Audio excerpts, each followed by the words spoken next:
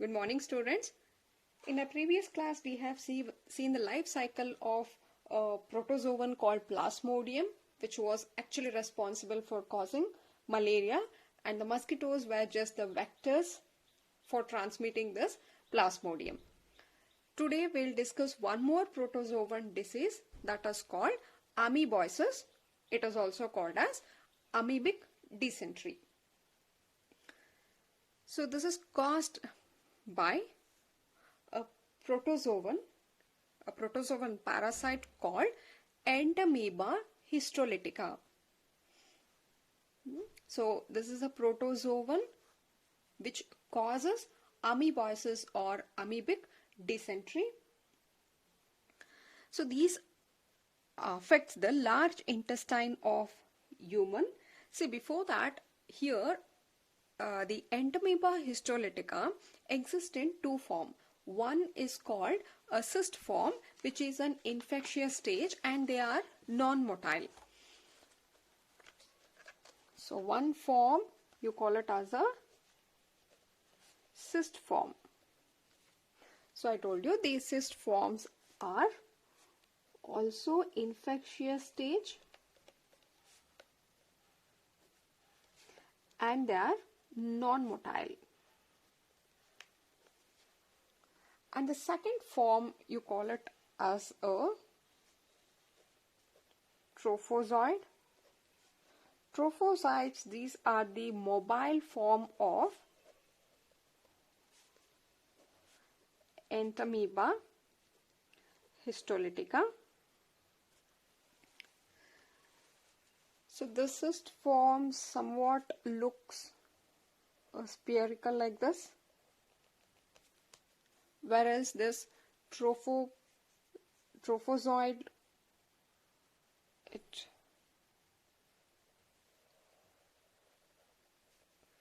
look like this. We have a diagram. This is the trophozoid form of Entamoeba histolytica. You can see the nuclear membrane here and karyosome are present, and these are injected RBC cells, and these extension what we see is a pseudopodia. It somewhat look irregular like amoeba. These are called Entamoeba histolytica, which causes amoeboic dysentery. And here they are transmitted, actually the contaminated food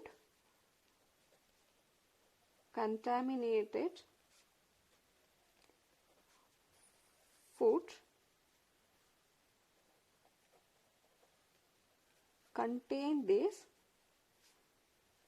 cyst form.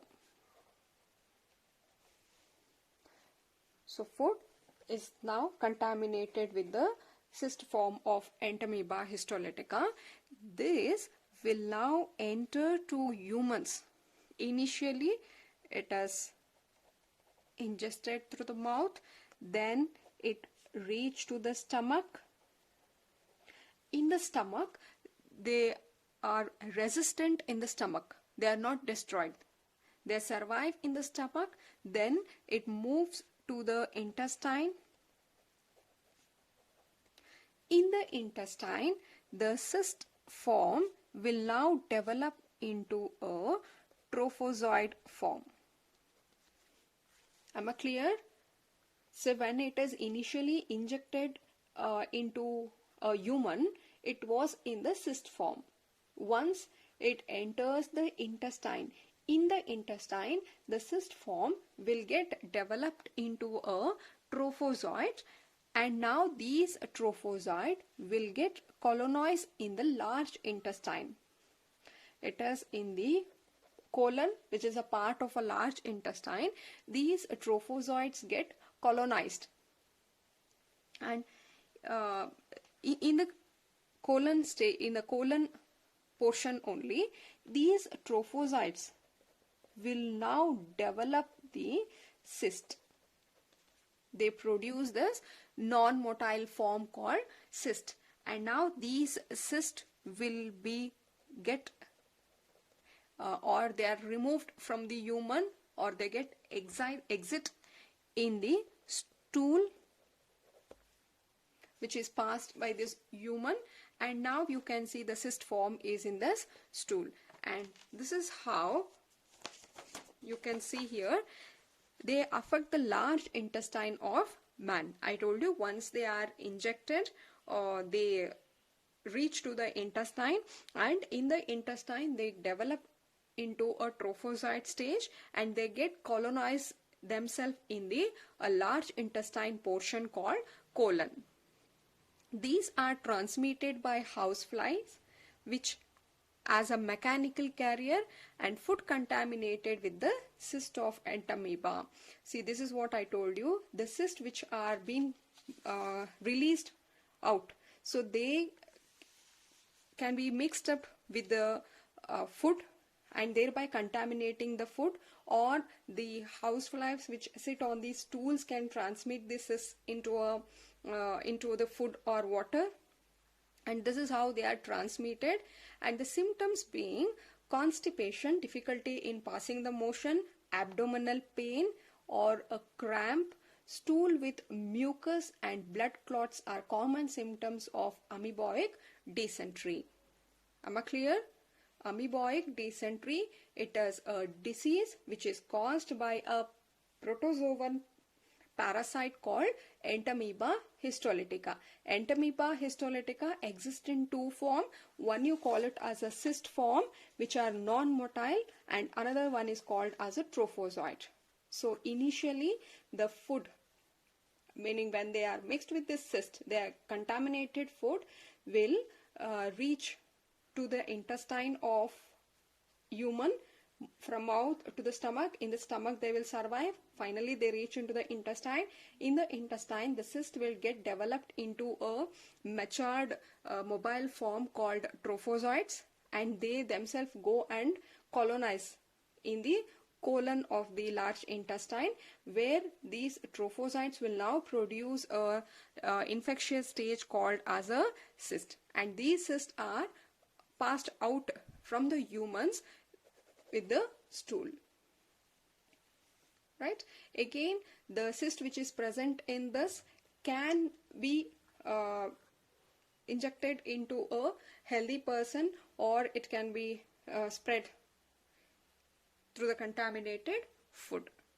Clear? And the next disease here, let us discuss the helminths disease. After seeing bacterial, viral, protozoan, we will move to the next type of disease which are caused by helminths. The first one is called ascariasis. Ascariasis are commonly called as roundworm. They somewhat look like a earthworm. They are called roundworm, and the disease ascariasis is caused by Ascaris lubricoides. Ascariasis lubricoides, these affects the intestine of man, and they transmitted by contaminated water, vegetable, fruits, etc. So here ascariasis show ascariasis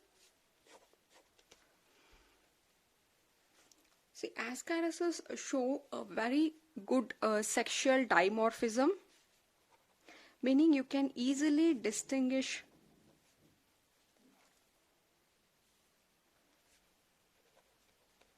dimorphism. Easily we can distinguish a male and a female ascariasis. See here, the male ascariasis are usually they are smaller when compared to a female. They are larger in size. It is about 15 to 30 centimeter, whereas these are 20 to 40 centimeter. Easily you can distinguish between a male ascariasis and a female ascariasis. Male are smaller and female are larger. Even the thickness of the male thickness is about 2 to 4 mm, whereas the female are much thicker, 3 to 6 mm. And very important is the posterior end of the male is curved, whereas these show a straight posterior end.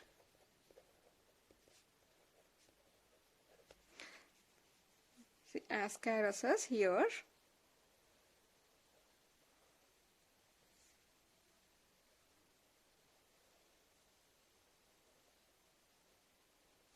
Yes, see, these are usually smaller. The posterior end here, this is the anterior end, and the posterior end, you can see it is curved. A hook-like structure is seen at the posterior end, whereas in case of a female, they are long, they are large, and also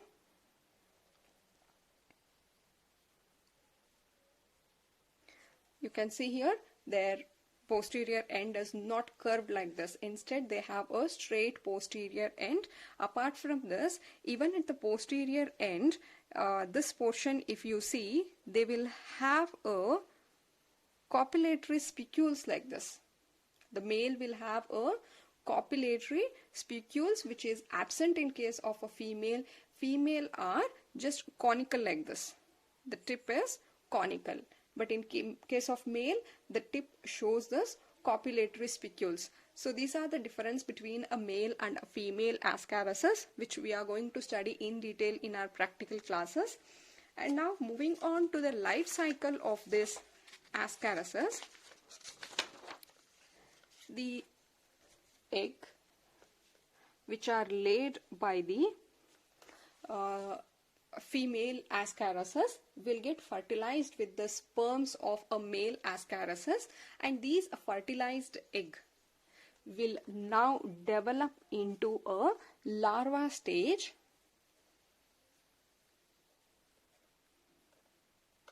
We call it as a rabidiform larva.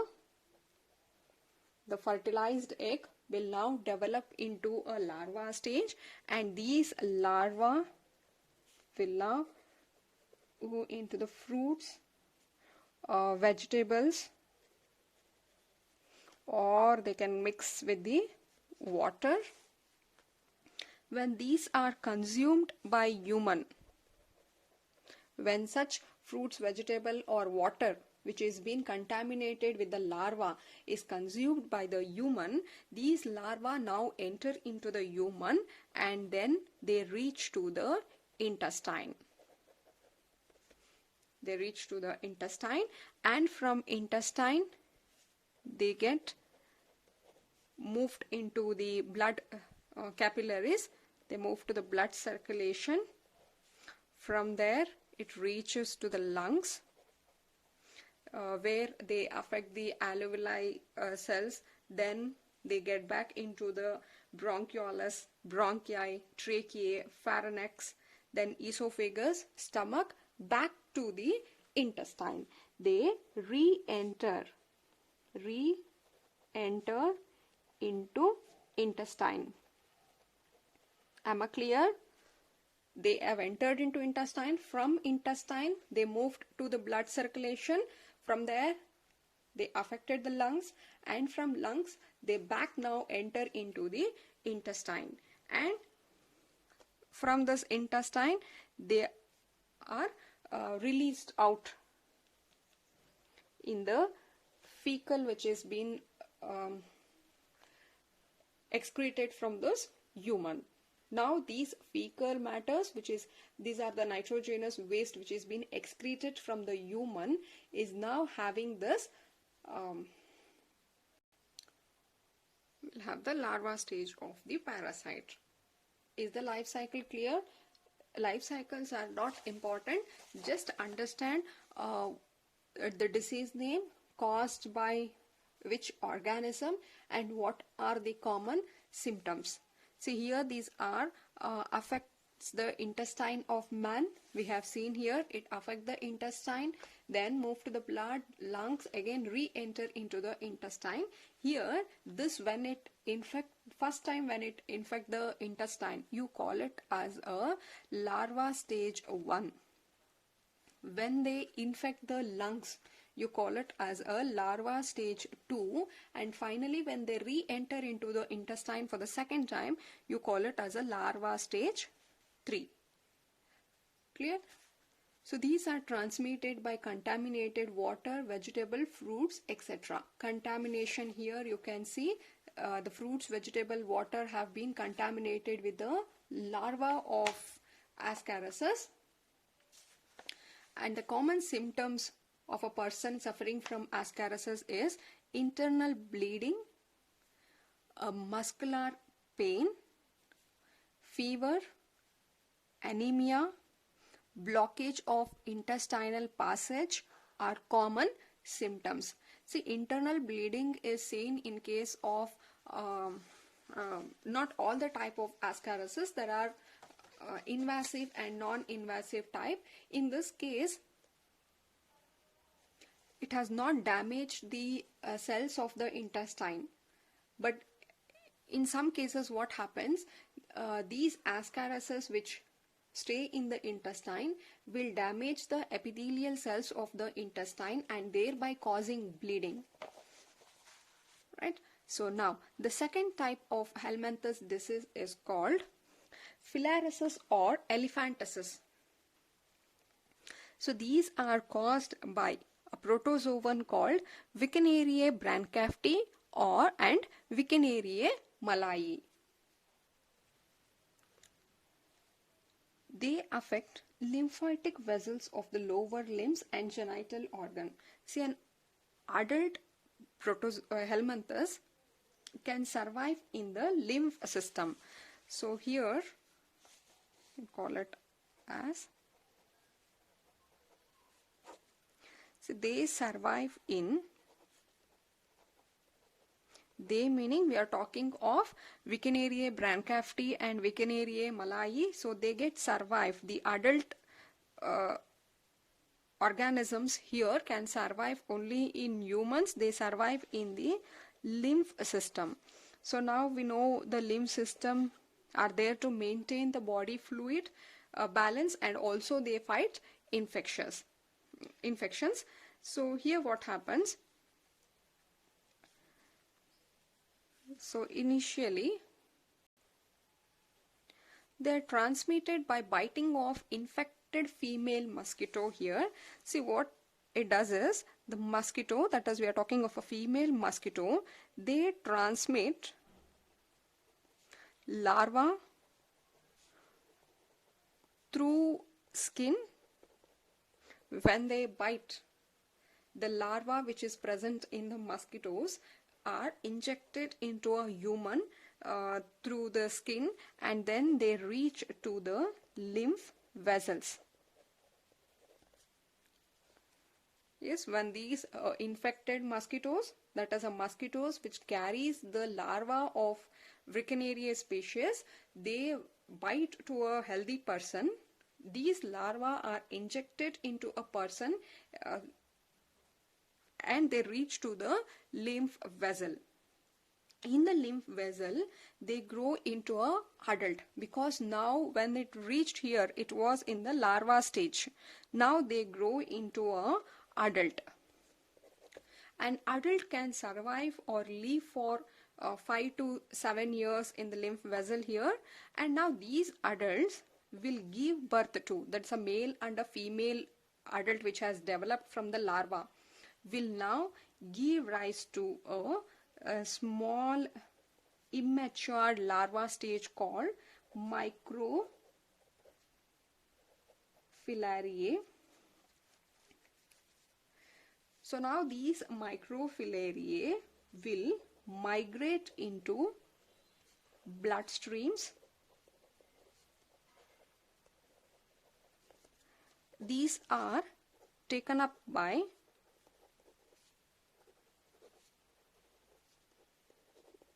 mosquito. Is the point clear? See, the larva stage which has entered into the human will reach to the lymph vessel. In the lymph vessel only the larva will get developed into a male and a female adult, and now these grown up adult will give birth to a microfilariae. It is through the sexual reproduction they give rise to a microfilariae which will migrate into the bloodstream.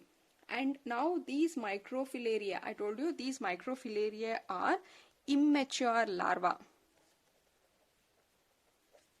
These get migrate into the bloodstream. Now it is in the blood. So when a mosquito bites, they are going to take up this immature larva in the mosquitoes itself. These get developed. They start their development as a matured larva. And now again these larva is back introduced into the healthy person. This is a life cycle. Initially, a mosquito which is having a larva bite a healthy person. These larvae enter into a lymph vessel of that person, get developed into adult. Adult will produce a microfilariae which enters into the bloodstream, and in the blood of that human you can find this microfilariae. When a mosquito bites this person, along with the blood it is going to take this immature larva, and inside this mosquito this immature larva will get developed, and now the larva is in this mosquito. When the same mosquito bite another healthy person, it is again going to inject the larva into that healthy person. This is how it is transmitted. So it is transmitted by biting of infected female mosquito. And here the symptoms are chronic inflammation of organs where they live, abnormal swelling of lower limb, scrotum, penis are common symptoms. So I told you here, you can see the diagram given, the inflammation here is in one of the lower limb due to elephantiasis. That is nothing but the filariasis. Here you can see that the lower limb has been infected, so there is an unusual swelling in the lower limb. Even the scrotum here, the genital region, the scrotum is also, you can see there is a swelling. So finally, we will see one more disease called fungal disease. So here fungal disease meaning it is caused by the fungus ringworm. It's the most common one. So these are caused by Microsporum, Trichophyton, Epidermophytons. So these are the fungi which causes the ringworm. These affects the skin, nail, folds of the skin and groin, transmitted by sharing towel, clothes or even comb with the infected person. See, since this is affecting a skin, even the comb with the infected person can also transmit the disease. Appearance, symptoms are appearance of dry skin, scaly lesions in the nails and scalp with intense itching are some of the common symptoms. Heat and moisture help these fungi to grow. So this is very common and most of us have been affected with this. So here you can see a ringworm which is affecting a skin here. You can see certain patches which might be very itching also, and these are usually seen in the joints, somewhere like this joint points near the neck. You can say this ringworm. Clear? With this we have completed bacterial, viral, protozoan, helminths and fungal disease. Just understand the disease name, the organism which causes disease and some of the common symptoms. Clear? Now, how are we going to prevent and control this disease? Very simple. We now know what is the cause. So prevention is also very simple. So maintenance of hygienic is very important for prevention and control of disease. Very clear point, because most of the disease are transmitted through contaminated food, water or personal hygienic. Therefore, maintenance of cleanliness is very important. So measures for hygienic includes keeping the body clean. Hygienic meaning keeping a body clean, consuming a clean drinking water, food, vegetables, all the vegetables has to be properly washed, fruits before consuming. Proper disposal of waste is also very important. And excreta here, because we know that the houseflies, many of the larvae of organisms were present in the fecal matter, in the excreta. Therefore, the disposable of the waste or excreta is also important. Periodic cleaning and disinfection of water reservoir, pools, cesspools and tanks, etc. The water storage unit has to be cleaned regularly. Clear? In case of airborne diseases, close contact with the infected person. See, we have seen in a common cold and all. So, the close contact with an infected person and his belongings should be avoided. And if it is a vector-borne diseases, vector meaning if it is transmitted through a houseflies or through the mosquitoes, such as malaria or filariasis, the measures to control diseases are control or eliminate the vectors and their breeding place. See, we know that there are certain breeding place of mosquitoes and all. So first thing is we have to eliminate those breeding places. We have to clean it. Avoid stagnation of water in and around residential area. The standing water should be avoided. Regular cleaning of household coolers. Use of mosquito nets. Introducing fishes like Cambusia in ponds that feed on mosquito larvae. See, this is a natural method or a biocontrol method. Here we are going to use fishes to control the mosquito larva. Our intention here is to avoid or control this mosquito, because mosquito is acting as a vectors for transmitting diseases. Therefore, this one method can be used here. And spraying of insecticides in ditches, drainages area and swamps, etc. Doors and windows should be provided with wire mesh to prevent the entry of mosquitoes. See, these are all very common points which all of us know. You can make points of your own and write how are you going to control the diseases. We know the causes of diseases. It is transmitted through contaminated food, water, vegetable, and also by sharing a contaminated objects. Clear? So if we know the cause, how would you prevent? Just avoid all this. Maintain a cleanliness. Avoid the vectors, that are the houseflies and mosquitoes. And apart from this, the use of vaccine and immunization program has been enabled to control disease like smallpox, diphtheria, polio, pneumonia, tetanus, etc. Now we know there are vaccination for a lot of diseases, like you take the BCG, DPT, it is to control the diphtheria, pneumonia, tetanus and all. So vaccination can be one method to control the disease. Clear? So in the next class, let us take up the video of humanity, and mostly from Monday onwards you will have your regular offline classes. Clear?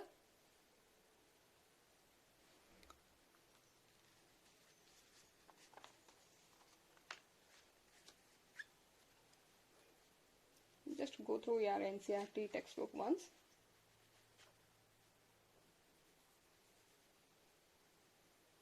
Thank you.